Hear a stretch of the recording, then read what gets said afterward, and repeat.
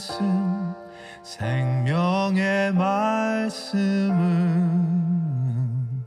귀한 그 말씀 진실로 생명의 말씀이.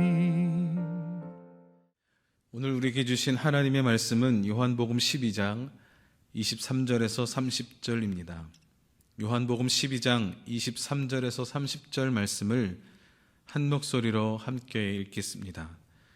예수께서 대답하여 이르시되 인자가 영광을 얻을 때가 왔도다. 내가 진실로 진실로 너희에게 이르노니 한 알의 밀이 땅에 떨어져 죽지 아니하면 한 알 그대로 있고 죽으면 많은 열매를 맺느니라. 자기 생명을 사랑하는 자는 잃어버릴 것이요 이 세상에서 자기의 생명을 미워하는 자는 영생하도록 보전하리라. 사람이 나를 섬기려면 나를 따르라. 나 있는 곳에 나를 섬기는 자도 거기 있으리니 사람이 나를 섬기면 내 아버지께서 그를 귀히 여기시리라. 지금 내 마음이 괴로우니 무슨 말을 하리요. 아버지여 나를 구원하여 이때를 면하게 하여 주옵소서. 그러나 내가 이를 위하여 이때에 왔나이다. 아버지여 아버지의 이름을 영광스럽게 하옵소서 하시니 이에 하늘에서 소리가 나서 이르되 내가 이미 영광스럽게 하였고 또다시 영광스럽게 하리라 하시니 곁에 서서 들은 무리는 천둥이 울었다고도 하며 또 어떤 이들은 천사가 그에게 말하였다고도 하니 예수께서 대답하여 이르시되 이 소리가 난 것은 나를 위한 것이 아니요 너희를 위한 것이니라. 아멘. 고난주간 수요회복기도의 말씀을 함께 나누고 있습니다. 이 기간들을 통하여서 우리를 위하여 죽으신 예수 그리스도의 은혜가 우리 마음에 지금도 살아 숨 쉴 수 있는 그러한 감사, 사랑, 은혜의 시간들이 될 수 있기를 간절히 소원합니다. 종려주일 바로 예수님이 예루살렘에 들어가셨고 예수님이 어린 나귀를 타고 들어가실 때에 종려나무가지를 흔들며 호산나 호산나 외치며 맞이하던 바로 그 날입니다. 그렇게 예수님께서 유월절 어린 양으로서 예루살렘에 들어가셨고 예수님께서 그렇게 들어가셨을 때에 입성하셨을 때에 예수님을 만나고 싶어 하던 자들이 있었다고 성경은 기록합니다. 20절에 그들에 대하여 헬라인들이라고 기록합니다. 헬라라고 한다면 그리스라고 할 겁니다. 유대인들이 아니고 이방인이죠. 그렇지만 이들에 대하여 기록한 것은 유월절에 예배하러 온 사람들이라고 합니다. 그때에 예수님이 이들에 대하여 대답해 주신, 말씀해 주신 내용입니다. 23절에 그래서 예수께서 대답하여 이르시되 라고 하면서 시작합니다. 인자가 영광을 얻을 때가 왔도다. 인자가 영광을 얻을 때가 왔도다. 이 영광은 무엇인가? 사단을 결박하고 뱀의 머리를 깨뜨리는 온 인류의 죄의 문제를 해결하실 그때가 왔다라는 겁니다. 예수님의 개인적인 영광, 그보다 더 메시아의 구원 역사가 완성될 것임을 말해주는 바로 그 영광입니다. 메시아 그 구원의 완성의 영광을 24절에 보면 비유적으로 설명해 주고 있습니다. 한 알의 밀이 땅에 떨어져 죽지 않으면 한 알 그대로 있고 죽으면 많은 열매를 맺느니라. 밀이 죽으면 열매를 맺고 죽지 않으면 열매가 없다. 예수 그리스도의 죽으심이 아니면 많은 열매, 즉 속죄 구원의 열매가 없고 예수 그리스도의 죽으심만이 구원의 열매를 맺게 한다는 것이죠. 25절은 구원의 열매를 맺으신 예수 그리스도를 우리가 어떻게 따라가야 할지를 알려줍니다. 자기 생명을 사랑하면서 따라갈 것인가 아니면 자기 생명을 미워하면서 따라갈 것인가.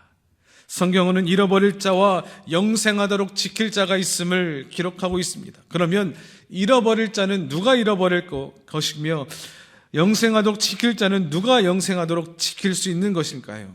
여기에서 잃어버릴 자는, 잃어버린다는 것은 영원한 생명, 구원을 잃어버린다는 것입니다. 누구인가? 자기의 생명을 사랑하는 자입니다. 자기 생명을 사랑하는 자가 잃어버립니다. 이 생명이 어떠한 생명인가 25절 중간에 이것을 알게 해주는 단서가 나옵니다. 그것은 이 세상에서입니다. 이 세상에서의 생명입니다. 다시 말해 이 세상에서의 생명, 이 세상의 시간들을 너무도 소중히 여기고 사랑하여서 지금의 쾌락을 쫓기 때문에 예수 그리스도를 바라보지 못하고 예수 그리스도를 따라가지 못하면 잃어버릴 자가 되는 것이죠. 예수님보다 이 세상이 더 좋다면 영원한 생명, 천국을 잃어버릴 것입니다. 그런데 이 세상에서 자기 생명을 미워하는 자는 영생하도록 보전되리라, 구원의 영원한 생명의 천국의 보장을 받는다는 이야기입니다. 천국이, 영원한 천국이 저희 것이 된다는 그 말씀이 실현되는 것이죠. 그런데 사실 이 세상에 누가 자기 자신의 생명을 미워할 수 있겠습니까? 아무도 자기 자신의 생명을 미워할 수 없습니다. 생명의 문제 앞에서는 누구든지 다 지극히 개인적이 되며 지극히 이기주의적이 됩니다. 생명 앞에서 그 누구가 이타적인 마음을 갖는 것이 가능하고 또 쉽겠습니까? 생명을 미워한다는 것은 이 세상에서의 시간들보다 저 천국 영원한 생명을 더욱더 사모한다는 그 이야기입니다. 생명을 미워한다는 것은 주를 위하여 이 시간들을, 나의 시간들을 드릴 수 있다는 말입니다. 생명을 미워한다는 것은 나의 삶의 주권을 주께 드릴 수 있다는 겁니다. 그리고 26절, 사람이 나를 섬기려면 나를 따르라. 나 있는 곳에 나를 섬기는 자도 거기 있으리니 사람이 나를 섬기면 내 아버지께서 그를 귀히 여기시리라. 나를 섬기려면, 또 나를 섬기는 자도, 사람이 나를 섬기면 예수님을 섬기는 것에 대해 이야기합니다. 예수님을 섬기는 것이 무엇일까? 예수님을 섬기는 것은 예수님을 내 마음을 다하여, 뜻을 다하여, 생명을 다하여 믿고 따르는 것을 의미합니다. 예수님이 말씀하신 것을 내가 따라가고 가르치신 것을 따르고 믿고 순종하는 삶을 말하는 것이죠. 즉 주님을 따르는 믿음의 삶, 신앙의 생활을 말합니다. 23절에서 인자의 영광, 즉 구원의 사역에 대하여서 말씀하셨고요. 24절은 예수님이 죽음으로 이루실 구원의 완성, 그것을 말씀하셨습니다. 25절은 우리가 어떻게 믿어야 구원에 이를지를 말씀해 주시고, 26절에 구원받은 자가 어떻게 살아야 할지를, 그 삶에 대하여, 즉 신앙 생활을 알려주셨습니다. 각 구절이 말씀을 통해, 각 구절의 말씀을 통하여서 우리가 구원받고 구원받은 자의 삶을 어떻게 살아갈 수 있을지 이야기해 주십니다. 그런데 27절에 보면 갑자기 예수님이 기도하시는 모습이 나옵니다. 예수님을 찾아온 헬라인들에게 이렇게 구원에 대하여서, 구원을 얻는 방법, 구원의 사역, 구원받은 자의 삶에 대해서 이야기를 해주시다가 이 기도하시는 내용이 갑자기 나옵니다. 그 내용은 나를 구원하여서 이때를, 십자가의 이때를 면하게 하여 주옵소서. 그렇지만 내가 이 구원 사역을 위해서, 십자가 죽음과 부활을 위해서 내가 지금 이 땅에 온 것을 주님 압니다. 이 모든 구원의 사역을 통해 하나님 아버지 영광 받으소서라는 내용의 기도입니다. 그때 하늘에서 소리가 났는데 그 소리는 하나님의 음성이었습니다. 내가 이미 영광스럽게 하였고 다시 영광스럽게 할 것이다. 그때 누구는 천둥이 울었다고도 하고 어떤 사람들은 천사가 예수님께 말했다고도 하니 라고 기록합니다. 예수님이 대답해 주십니다. 이 소리가 난 것은 나를 위한 것이 아니요 너희를 위한 것이니라. 나를 위한 것이 아니라 너희를 위한 것이니라. 이 모든 것들이 다 너희를 위한 것이다. 너희가 예수님이 누구신지를 알게 되고 그를 믿게 되고 그를 믿어 믿는 자의 삶을 살게 되도록 하기 위한, 바로 너희를 위한 것이다 라는 이야기입니다. 예수님의 기도도 하늘의 음성도 다 너희를 위한 것, 즉 바로 우리를 위한 것입니다. 예수님의 기도를 통해서 예수님에게도 십자가 구원 사역이 결코 쉬운 것이 아니었음을 알려주시는 것입니다. 이 땅에 오셔서 모든 인류의 죄를 다 짊어지시는 그것이 하나이시며 또 삼위일체신 하나님, 예수님, 성령님인데 예수님이 그 죄를 다 뒤집어 쓰시고 버림받게 되는 그것이 결코 쉬운 일이 아닌 것임을 우리에게 알려주고 있는 것입니다. 다 너희를 위한 것. 이 기록들이 다 우리를 위한 것이라는 거죠. 하늘의 음성을 통해 다시 한번 예수 그리스도 그분을 통하여 구원받는 그 길이 확실하고도 무오한 길임을 확신시켜 주시는 그 은혜가 너희를 위한 길, 바로 우리를 위한 것이다 말씀해 주시는 겁니다. 사실 성경에 있는 모든 예수님의 행적과 예수님에 대한 이야기는 다 우리를 위한 것입니다. 여러분, 이것을 믿으시기 바랍니다. 예전에 제 삶 가운데 정말 이해되지 아니하는 하나님의 일하심이 있었습니다. 여러분에게도 혹시 이러한 일들이 이해되지 않는 하나님의 일하심들이 상황들이 있었는지 모르겠습니다. 내용을 자세히 말씀드릴 수는 없지만 그때는 2000년에서 2002년 그 당시에 제가 일본에 있었던 그때였습니다. 하나님이 왜 이렇게 하셨을까? 왜 이렇게 하셔야만 했을까? 이렇게 하시는 것이 하나님의 말씀이 이 땅 가운데 전파되는데 도움이 될까? 아니, 방해만 되는 것 같은데, 하나님의 이름에 먹칠만 되는 것 같은데, 그로 인해서, 그 일들로 인해서 나는 너무나 마음이 아프고 나는 너무 어려운데 하나님이 왜 이렇게 하셨을까? 그래서 하나님, 왜 도대체 그렇게 하셨습니까? 주님, 알려주세요. 좀 깨닫게 해주세요. 라고 정말 수없이 기도했었지만 깨닫지 못했었습니다. 그런데 시간이 많이 흘러서 저는 미국에 들어가 있었고 공부하고 또 사역하는 시간들이 있었습니다.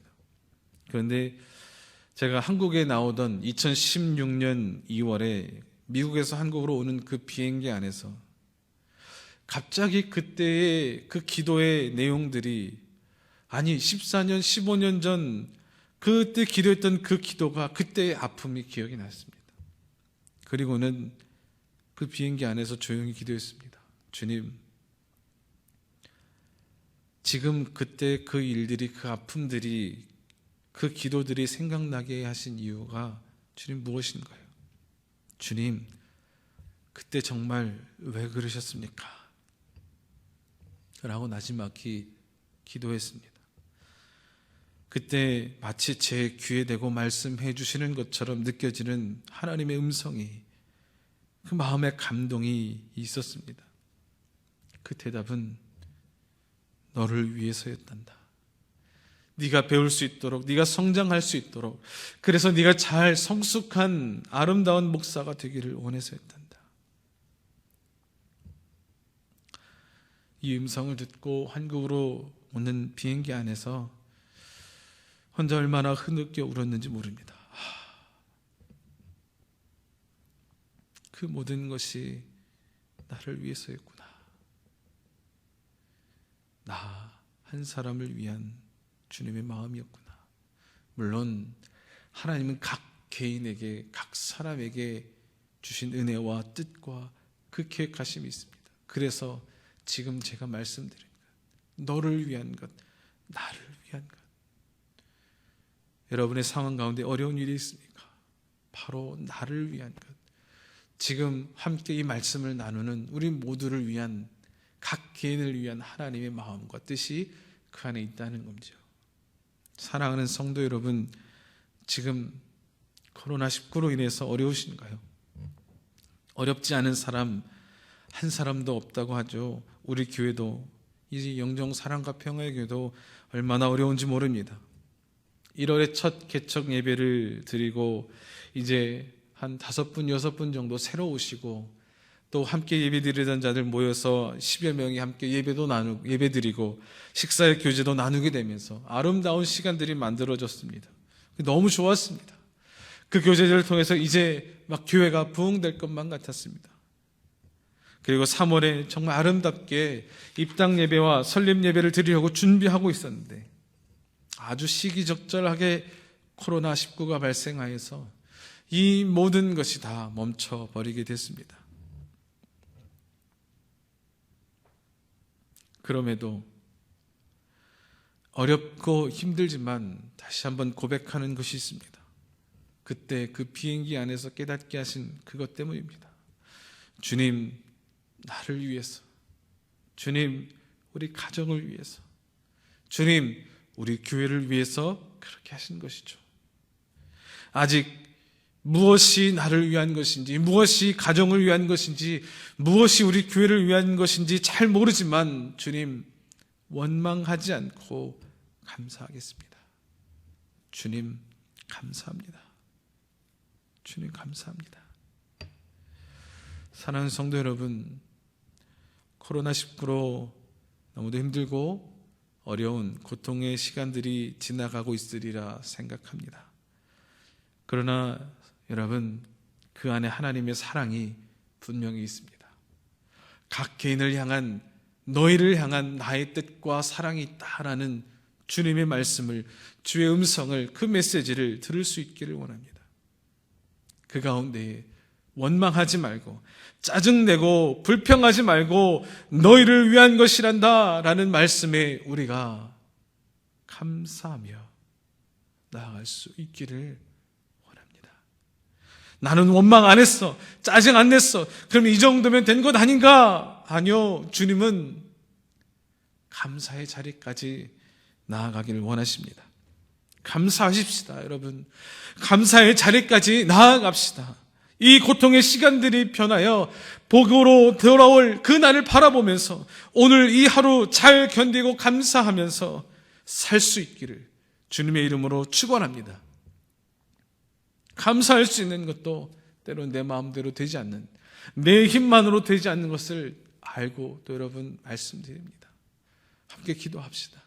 무릎 꿇고 제단에 나가 기도하며, 때로는 제단에 나갈 수 없다면 내가 있는 자리에서 무릎 꿇고 기도하며, 성령 하나님 도와주십시오. 성령 하나님 견딜 수 있도록 인도하여 주옵소서. 성령 하나님 감사할 수 있는 자리까지 나갈 수 있도록 도와주옵소서. 이 코로나19를 통하여서, 아니 또 다른 우리 삶의 어려운 상황들을 통하여 주님, 나를 향한 하나님의 사랑을 깨달을 수 있도록 주여 내게 볼 수 있는 눈을 열어주시고, 들을 수 있는 귀를 열어주시고, 깨달을 수 있는 마음의 생각들을 열어 주옵소서. 이 시간들이 변하여 복이 될 날을 함께 바라볼 수 있기를 원하고, 잘 견디고 감사할 수 있는 그 삶이 될 수 있기를 주님의 이름으로 축원합니다. 아멘. 하나님 아버지, 감사합니다. 오늘 이 말씀을 통하여서 우리를 향한 하나님의 사랑, 주님의 사랑을 다시 한번 깨닫습니다. 구원의 사역을 이루기 위하여서 예루살렘에 입성하셨고 성전에서 가르치시고 하나님 많은 사역들을 하셨는데, 그 가운데 예수님을 찾아온 이 헬라인들에게 주신 이 말씀이 오늘 우리에게 힘이 되며 위로가 되며 능력이 됨을 다시 한번 고백합니다. 다 너희를 위한 것이란다.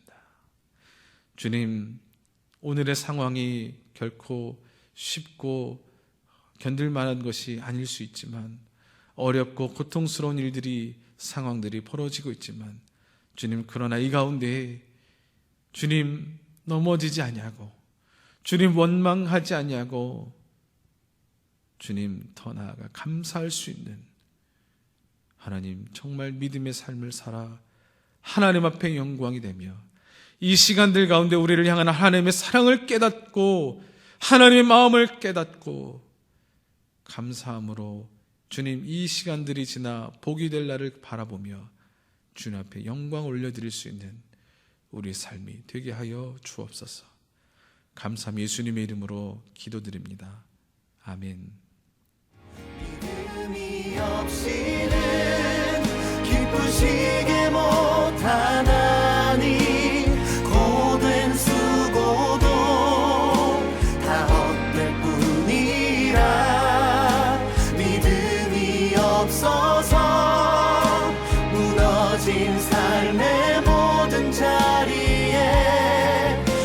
다시